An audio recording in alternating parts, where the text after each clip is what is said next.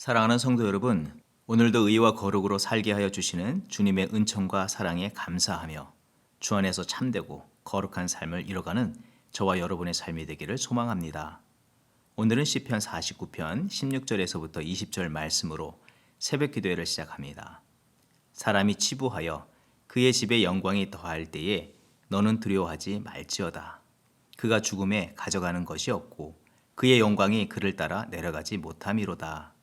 그가 비록 생시에 자기를 축하하며 스스로 좋게 함으로 사람들에게 칭찬을 받을지라도 그들은 그들의 역대 조상들에게로 돌아가리니 영원히 빛을 보지 못하리로다.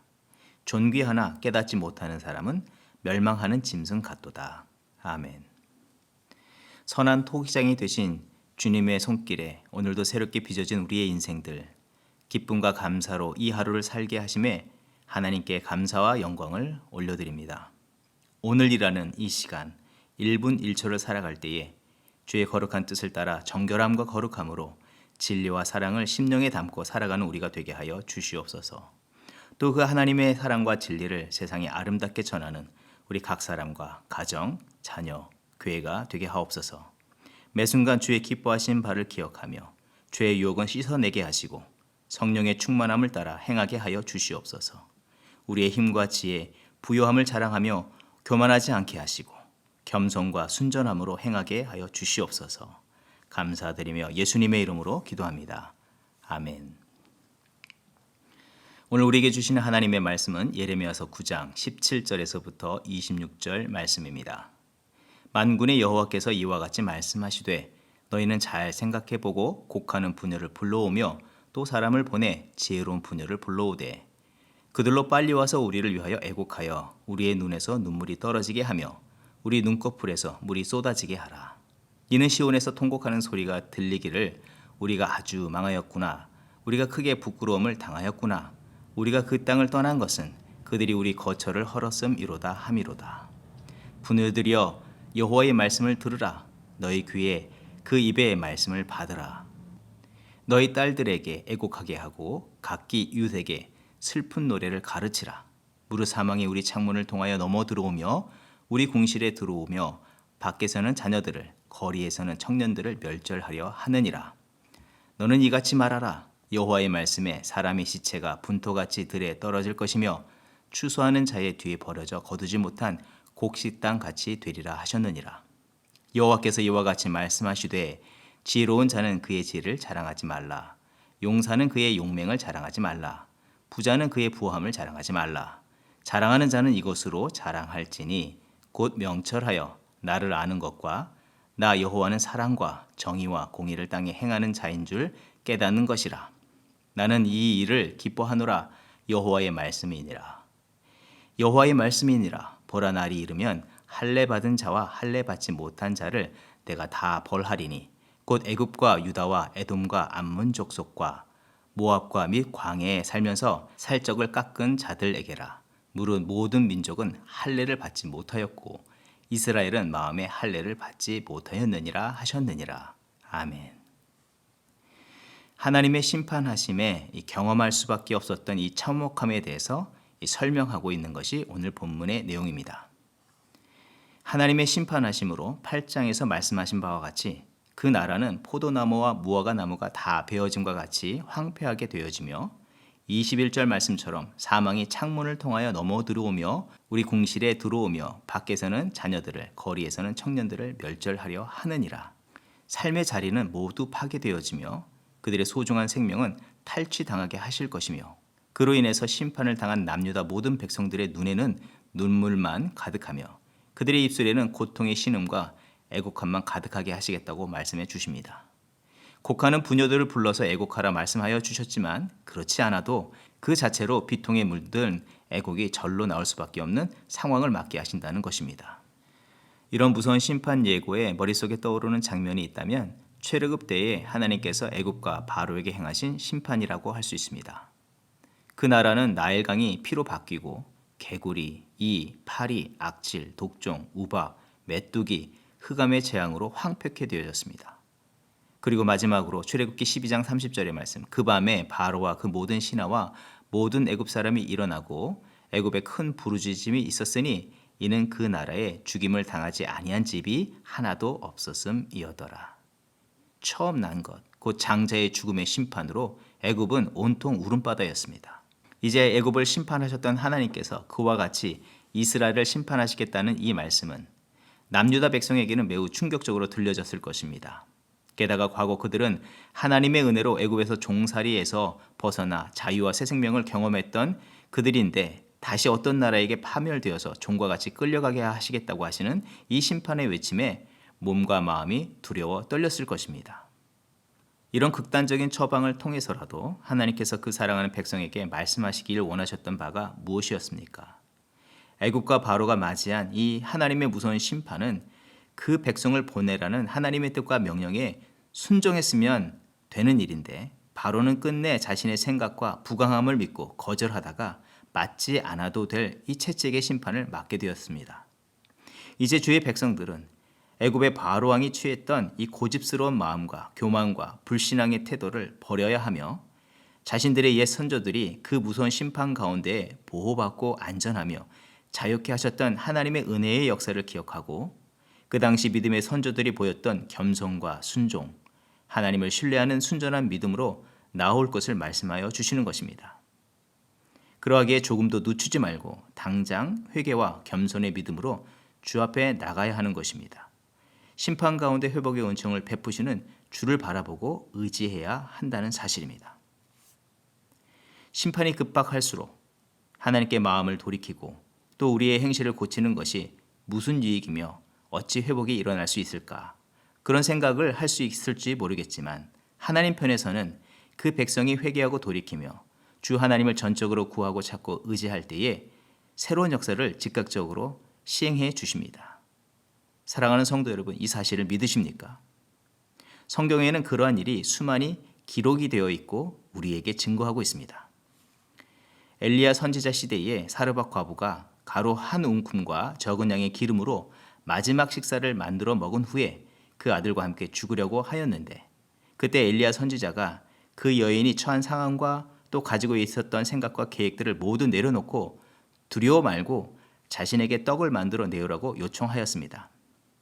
가장 절망적인 순간에 어찌 보면 어처구니 없는 이 정신 나간 듯한 선지자의 요청은 자신의 처지를 알아주지 않는 선지자로 인해서 분노의 마음을 품게 할 수 있었고 또 그것마저도 빼앗는 듯 하여서 더 큰 낙심에 빠질 수도 있었을 것입니다. 그러나 그 사르밧 과부는 그 순간 자기의 감정, 처지, 생각이 부풀어 오르는 그 순간에 주의 종의 말을 따랐습니다. 이것은 일종의 자기의 뜻을 부인하는 회개이자 순종의 결단과 믿음인 것입니다. 열왕기상 17장 15절 이하의 말씀, 그가 가서 엘리야의 말대로 하였더니 그와 엘리야와 그의 식구가 여러 날 먹었으나 여호와께서 엘리야를 통하여 하신 말씀같이 통의 가루가 떨어지지 아니하고 병의 기름이 없어지지 아니하니라. 결과는 절망에서 소망으로 바뀌고 그와 그 가정만 풍성하고 차고 넘치는 떡과 기름을 얻은 것이 아니라 마르지 않는 샘처럼 이웃에게 전하여서 이웃의 삶과 생각, 믿음도 새롭게 바꿔놓는 역사로 이루어졌다는 사실을 말해주고 있습니다. 가장 드라마틱한 장면이라 할 수 있는 것은 예수님 곁에서 십자가형을 받아 생명의 심지가 꺼져가던 강도 중에 한 사람은 자기가 행한 짓이 뚜렷한데도 당신의 나라에 임하실 때에 나를 기억해달라는 회개와 순전한 마음으로 주를 의뢰했을 때에 그가 절대적으로 바랄 수 없었던 구원과 천국에 이르는 축복을 즉각적으로 얻게 되었습니다. 예수께서 이르시되 내가 진실로 내게 이르노니 오늘 네가 나와 함께 낙원에 있으리라 하시니라. 오늘 본문에서 각 절마다 중요하게 반복되어 말씀되고 있는 말씀이 있다면 그것은 회개를 요청하시는 여호와 하나님과 그의 말씀이라는 단어입니다. 17절의 말씀, 만군의 여호와께서 말씀하시되 20절의 말씀, 부녀들이여 여호와의 말씀을 들으라. 22절의 말씀, 여호와의 말씀에 23절, 여호와께서 이와 같이 말씀하시되 24절, 여호와의 말씀이니라. 25절, 여호와의 말씀이니라. 이와 같이 반복해서 말씀하시는 것은 가장 중요한 말씀을 주시는 것으로서 어떤 심판이 지금 주어지고 앞으로 어떻게 될지 어떤 내용들에 대해서 관심을 기울이기보다 하나님께 집중하라는 것입니다. 하나님은 어떤 분이십니까? 출애굽기 34장 6절 이하의 말씀. 주님께서 모세의 앞으로 지나가시면서 선포하셨다. 나 주는 자비롭고 은혜로우며 노하기를 더디하고 한결같은 사랑과 진실이 풍성한 하나님이다. 수천 대에 이르기까지 한결같은 사랑을 베풀며 악과 허물과 죄를 용서하는 하나님이다. 신명기 4장 39절 이하의 말씀. 그런즉 너는 오늘날 상천하지에 곧 하늘과 땅 그 어느 곳에 있든지 오직 여호와는 하나님이시요 다른 신이 없는 줄을 알아 명심하고 오늘 내가 내게 명하는 여호와의 규례와 명령을 지키라. 너와 내 후손이 복을 받아 내 하나님 여호와께서 내게 주시는 땅에서 한없이 오래 살리라. 지금 하나님의 무서운 심판을 당한 결과가 무엇으로부터 시작되었습니까? 하나님과 하나님의 말씀을 저버린 결과가 아니겠습니까? 하지만 이제 너희도 아는 바와 같이 선하신 하나님, 구원자 되신 하나님과 그 말씀에 의지해서 다시 일어서라고 말씀해 주시는 것입니다. 하나님은 하나님의 자신의 이름과 그 신실함을 걸고 사랑과 은혜를 베푸신다고 약속하여 주시고 그 자리로 나오라고 말씀해 주시는 것입니다. 또한 하나님께서는 또 참된 믿음의 삶에 대해서 구체적인 내용을 그 백성들에게 말씀해 주시고 계십니다. 24절의 말씀. 그들 앞에 두 가지 길이 놓여져 있음을 말씀해 주십니다. 먼저는 여호와께서 이와 같이 말씀하시되 지혜로운 자는 그의 지혜를 자랑하지 말라. 용사는 그의 용맹을 자랑하지 말라. 부자는 그의 부함을 자랑하지 말라. 두 번째로는 자랑하는 자는 이것으로 자랑할지니 곧 명철하여 나를 아는 것과 나 여호와는 사랑과 정의와 공의를 땅에 행하는 자인 줄 깨닫는 것이라. 나는 이 일을 기뻐하노라. 여호와의 말씀이니라. 하나는 지금까지 그들 눈에 보여진 안전하고 만족을 줄 것이라고 믿어왔던 세상의 길이며 다른 하나는 하나님을 참되게 알고 따르는 것입니다. 이것은 현재와 미래에 그들의 영과 혼과 육 모두 안정과 복을 얻게 하는 길이라는 사실을 말해줍니다. 그동안 남유다 백성들은 매 순간 어느 길을 선택하며 살아왔고 어느 길을 익숙하게 다녔습니까? 세상의 길을 익숙하게 다녔고 그 길을 갈고 닦아왔습니다. 그 길을 하도 다녀서 눈에 보기에는 이제는 탄탄대로처럼 보였습니다. 하지만 그 길은 필경 사망으로 이끄는 길이라는 사실을 하나님은 말씀해 주는 것입니다. 하나님께서는 그 익숙한 세상의 길을 떠나서 생명과 구원, 의와 평강의 이 주의 길로 나오라고 말씀해 주십니다. 그리고 하나님의 길을 선택한 자는 그동안 헛되게 닦아왔던 세상의 길을 또 삶에서 지워버리고 주의 생명의 길, 사랑과 정의, 공의의 길로 행하라고 말씀해 주십니다. 그런데 참으로 이 두 길의 분기점에서 생명의 길로 나가는 것, 또 사랑과 정의, 공의를 행하며 주의를 이룬다는 것은 쉬운 일이겠습니까? 이것은 쉬운 길이 아닙니다. 자기의 익숙함을 떨쳐버려야 하는 것과 그 욕심과 유혹을 벗어내기 쉽지 않기 때문입니다.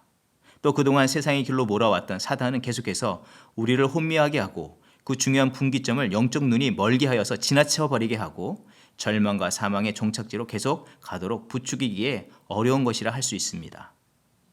하지만 중요한 것은 그 순간의 그 결정은 매우 중요한 것입니다. 왜냐하면 다른 대상이 아니라 자신을 향한 것이기 때문입니다. 자신을 향한 하나님의 말씀이 있기 때문입니다. 그리고 그 결정들은 현재와 미래가 달라진다는 것을 우리는 기억해야 하는 줄 믿습니다. 이 분기점에서 작은 걸음일지라도 하나님이 기뻐하시는 사랑과 공의의 이 자리로 삶을 옮겨가야 한다는 것입니다. 그때의 심판을 벗어날 뿐만 아니라 하나님께서 예비하신 축복을 얻게 하실 줄 믿습니다. 사랑하는 성도 여러분, 이 코로나로 혼돈스러운 이 시대에 우리의 마음은 어느 편으로 기울어져 있습니까? 우리는 어느 길로 가고 있습니까? 눈에 보여지는 안전하게 여겨지는 돈과 만족을 줄 것이라고 여겨지는 어떤 관계와 상황에 마음을 쏟고 그 길로 달려가고 있지는 않습니까? 저울의 추는 50대 51대에는 어느 쪽으로도 기울어지지 않습니다.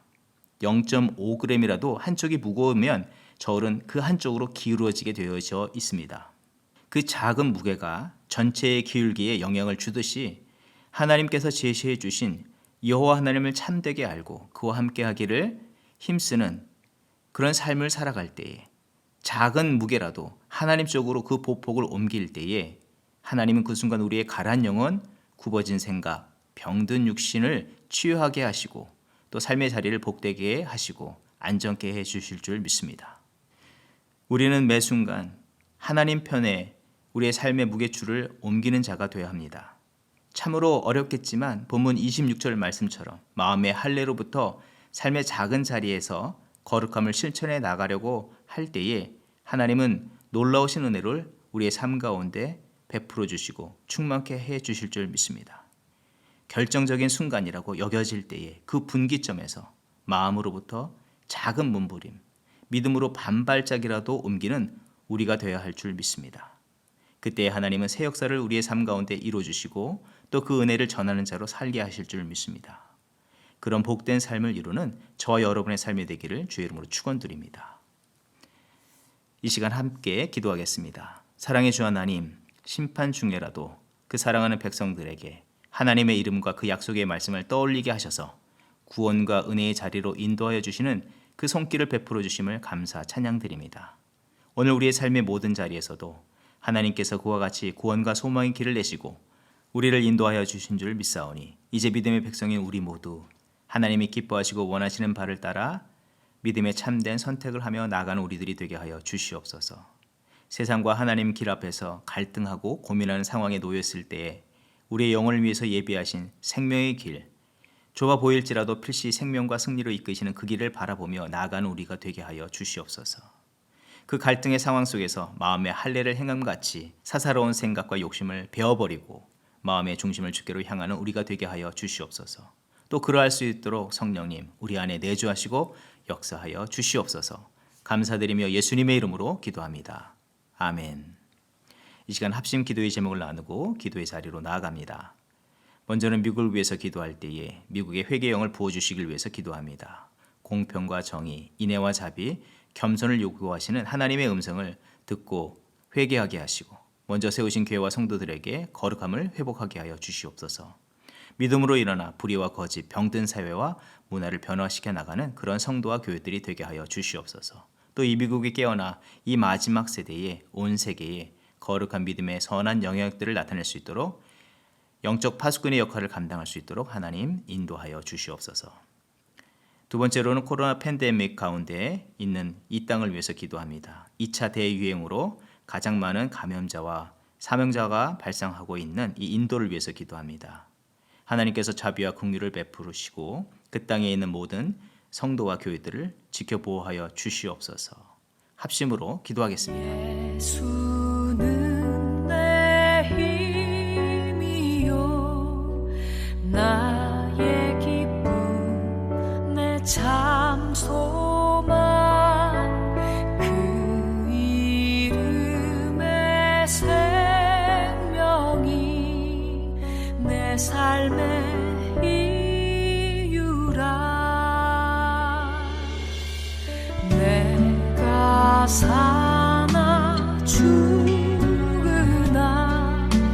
그 이름을 위하여 내 모든 것 드리니 나를 받으소서